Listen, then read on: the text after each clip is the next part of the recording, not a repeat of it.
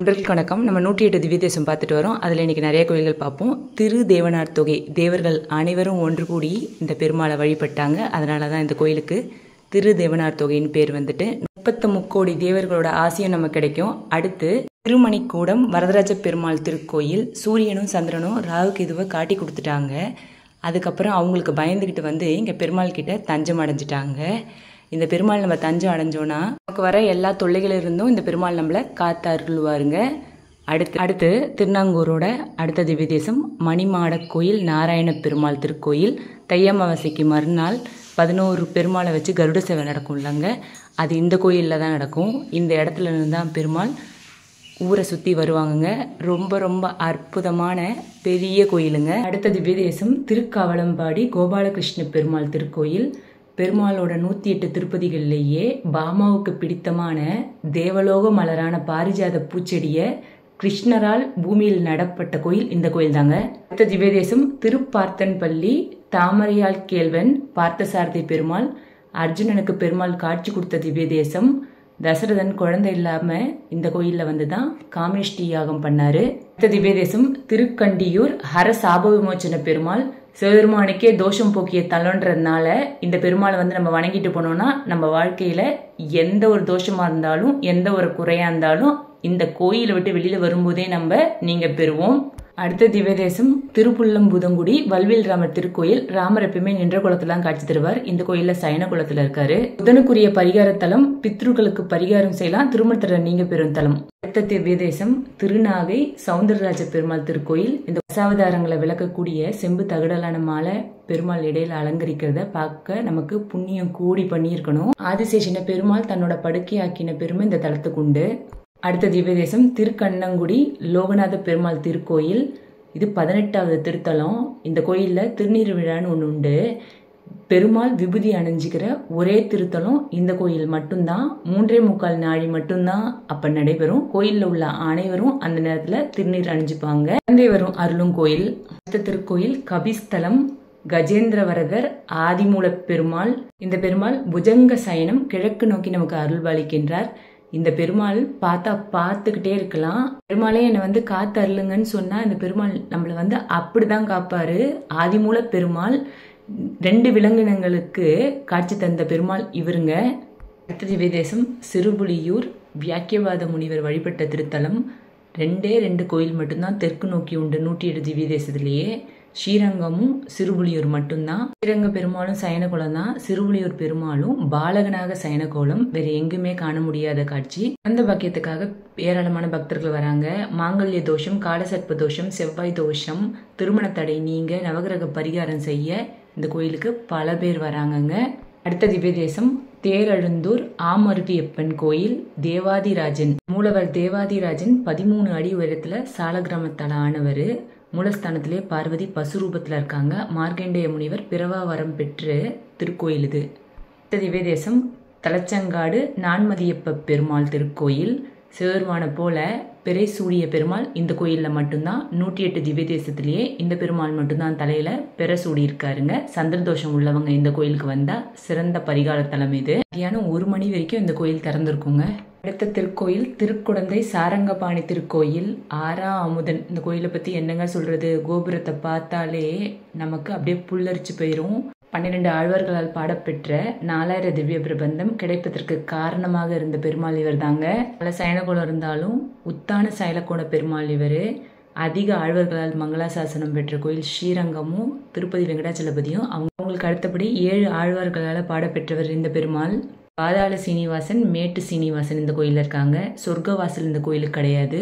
ஏன்னா பெருமாள் நேரே வைகுண்டத்திலேருந்து வந்தவருங்க. அதனால் இந்த கோயிலில் சொர்க்கவாசல் கிடையாது. பக்தனுக்கு சிராத்தம் செய்யும் பெருமாள் வில்லுடன் இந்த பெருமாள் இருக்காரு. அடுத்த கோயில் திருச்சரை சாரநாத பெருமாள் திருக்கோயில். இந்த பெருமாளை வழிபட்டா 100 முறை காவேரியில் குளித்த புண்ணியம் கிடைக்குங்க. இந்த கோயிலுக்கு போயிட்டு வந்தால் நமக்கு கடன் நிவர்த்தி ஆகும். எப்பேற்பட்ட கடனில் இருந்தாலும் இந்த கோயிலுக்கு போயிட்டு வந்தோம்னா கடன் நிவர்த்தி ஆயிருங்க. வியாபாரம் முன்னேற்றம், குடும்ப ஐஸ்வர்யம், எப்பேற்பட்ட கடனும் நிவர்த்தி ஆயிரும். அடுத்த திருக்கோயில் அப்பக்குடத்தான் அப்பால ரங்கநாதர். இந்த பெருமாள் சயனகுலத்தில் தன்னோட வலது கையை அப்பக்குடத்துக்குள்ள கை வச்சிருப்பாருங்க. அப்பம் பெரியர் இவர். 108 திவ்ய தேசத்திலே இந்த பெருமாளுக்கு தான் தினமும் இரவு அப்பம் படைப்பாங்க. அழகிய மணவாள பெருமாள் திருக்கோயில் திருக்கோழியூர். தம்பதியர் ஒற்றுமைக்கு திருமண தடை நீங்க இந்த கோயிலில் வந்து வேண்டிக்கலாம். பெருமாளும் தாயாரும் ஒருத்தர் பார்த்தபடி இந்த கோயிலில் இருக்காங்க.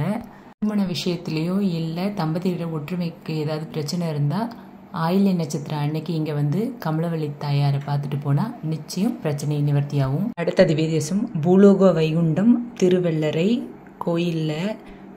கோயிலோட கோபுரம் இல்லாமல் இத்தனை வருஷம் இருந்தது. இப்போ தான் கோயில் திருப்பணி நடந்துகிட்ருக்கு. 2025லேருந்து கோயில் கோபுரத்தோடு காணப்படுங்க. வேலை நடந்துக்கிட்டு இருக்கு. 108 திருப்பதிகளிலேயே உய்யங்கொண்டார் எங்கள் ஆழ்வான் அவதாரம் செய்துள்ள திருப்பதி இது.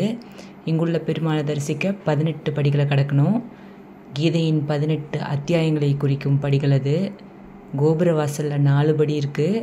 4 வேதங்கள். அதற்கு பின் பலிபீடத்தில் வணங்கி 5 படிகள். இந்த 5 படிகளும் பஞ்சபூதத்தை குறிக்கிறது. அதுக்கு பிறகு சுவாமியை தரிசிக்க 2 வழிகள். முதல் வழி தட்சிணாயனம் ஆடி முதல் மார்கழி. 2வது வழி உத்தராயணம் தை முதல் ஆணி வரை. இங்கே பலிப்பிடமே மிகவும் சிறப்பு. பலிப்பிடம் முன் தங்கள் கோரிக்கை நிறைவேற வேண்டும் கொண்டால் நிறைவேறிய பின் பலிப்பீட திருமஞ்சனம் செய்து பொங்கல் படையல் செய்து பிரார்த்தனையை நிறைவேற்றி கொள்ளலாம். குழந்தை இல்லாதவங்க கார்த்திகை மாதம் ஞாயிற்றுக்கிழமை இந்த கோயிலில் வந்து வேண்டிக்கணுங்க. குழந்தை பாக்கியம் நிச்சயம் கிடைக்கும். ஒரு நம்பிக்கையோடு வந்து வேண்டிக்கங்க. இந்த பெருமாள் கிழக்கு பார்த்த நின்ற கோலம். கருடன், சிவி சக்கரவர்த்தி, மார்க்கண்டேயர், பிரம்மா, சிவபெருமான் ஆகியோர் தரிசனம் செய்த பெருமாளுங்க இவர். இவரோட தல வரலாறும் தல சிறப்பும் ரொம்ப ரொம்ப பெருசு. கோயிலில் ஸ்வஸ்திக் வடிவில் திருக்குளம் உண்டு. ஒரு சைட்லேருந்து பார்த்தா இன்னொரு சைடு தெரியாதுங்க. கோயில் பார்க்கவே கோட்டை போல் இருக்கும். பெரிய பிரகாரத்தில் தென்பகுதியில் கல்லால் செய்யப்பட்ட அறைகள் உண்டு. இங்கேருந்து ஒளி எழுப்பினால் எதிரொலி தெளிவாக கேட்கும். கோயிலுக்கு நீங்கள் போகிறீங்கன்னா லக்ஷ்மி அமர்ந்து தபஸ் பண்ண இடம் இருக்குது. நிச்சயம் பார்த்துட்டு வாங்க. கோயிலே சின்ன மலை மேலே தான் கட்டியிருக்காங்க. கோயில் ரொம்ப அற்புதமாக இருக்கும். அனைவரும் பார்க்க வேண்டிய திருக்கோயில். வைகுண்டம் போனோன்னா இந்த கோயிலுக்கு போயிட்டு வந்தியான்னு கேட்டுட்டு தான் நம்மளை உள்ளேயே விடுவாங்களாங்க. அப்பேற்பட்ட அற்புதமான திருக்கோயில். அனைவரும் பார்க்க வேண்டிய திவ்ய தேசத்தில் மிக மிக முக்கியமான திவ்ய தேசங்க இது. திருச்சியில் மொத்தம் 6 திவ்ய தேசம் இருக்குது. அதில் இந்த திவ்ய தேசமும் ஒன்று. அடுத்த திவ்ய தேசம் திருக்கரம்பனூர் உத்தமர் கோயில். புருஷோத்தம பெருமாள். சிவபெருமான் பிச்சாண்டவராக வந்து தன் தோஷம் நீங்க பெற்ற திருத்தலம் என்பதனால் பிச்சாண்டார் கோயில்னு சொல்லுவாங்க. மகாவிஷ்ணு கதம்ப மரமாக நின்ற ஊர் என்பதால் கதம்பனூர் என்ற பெயரும் உண்டு. கணவன் மனைவி இருவரும் இல்லற வாழ்க்கையில் சேர்ந்து வாழ்வதே உத்தமம். இவ்வாறு ஒருவருக்கொருவர் விட்டு கொடுத்து வாழணுன்றது தான் தத்துவம். இங்கே மும்மூர்த்திகளும் தம்பதி சமேதராக இருப்பதனால திருமங்கையாழ்வார் 3 பேரையும் சேர்த்து இதை உத்தமர் கோயில்னு பாடியிருக்கார். அடுத்த திவ்ய தேசம் அன்பில் சுந்தரராஜ பெருமாள் திருக்கோயில்.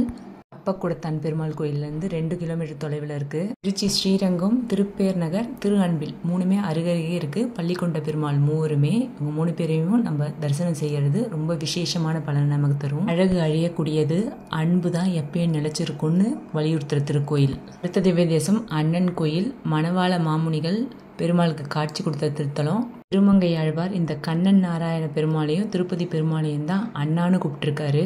அடுத்த திவ்ய தேசம் திருவாலி. பத்ரிகாசிரமத்திற்கு அடுத்ததாக பெருமாள் திருமந்திரத்தை தானே உபதேசம் செய்த திருத்தலம் இது. கோயில் போயிட்டு வந்தால் பத்ரிநாத்துக்கு போயிட்டு வந்த பலன் நமக்கு கிடைக்கும். லக்ஷ்மி நரசிம்மர் நமக்கு வேண்டிய வரத்தை தருவார். எப்பயுமே நாளை என்பதில்லை நரசிம்மர் இடத்துலன்னு கோயிலுக்கு போகிறவங்க சுற்றி உள்ள 4 நரசிம்மர் கோயில் இருக்குது. அதையும் பார்த்துவாங்க. குறையலூர் உக்ர நரசிம்மர், மங்கை மடம் வீர நரசிம்மர், திருநகரி யோக நரசிம்மர், இன்னொரு நரசிம்மர் கோயிலும் இருக்குது, ஹிரண்ய நரசிம்மர். இந்த 4 தலத்தையும் போய் பார்த்துட்டு வாங்குங்க. அடுத்த திருக்கோயில் நாதன் கோயில்னு சொல்கிறேன். நந்திபுர விண்ணகரம் ஜெகநாத பெருமாள் திருக்கோயில்.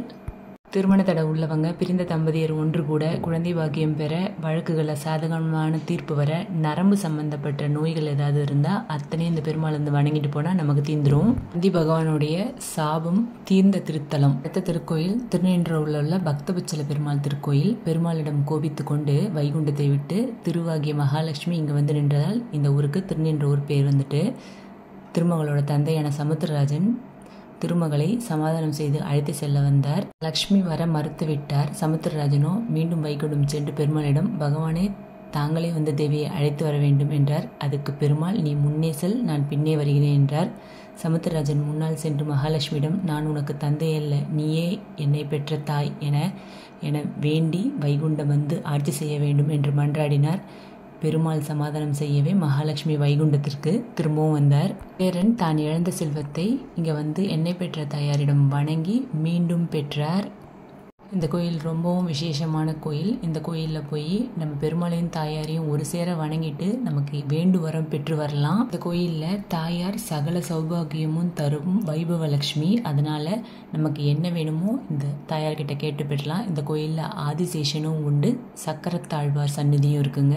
ஆதிசேஷனுக்கு தனியாக சந்நிதி இருக்கிறது தனி சிறப்பு. இந்த சந்நிதியை புதன்கிழமையில் அர்ச்சனை செய்து நெய் விளக்கேட்டு பால் பாயசம் படைத்தால் ராகுகேது மற்றும் சர்ப்பதோஷம் விலகும், மாங்கல்ய பலம் உண்டாகும். இந்த பதிவில் வர அத்தனை திவ்ய தேச பெருமாளும் நமக்கு எல்லா நலனும் அருளும் புரியட்டும். நம்பிக்கையோடு செயல்படுவோம், நல்லதே நடக்கும். நன்றி, வணக்கம்.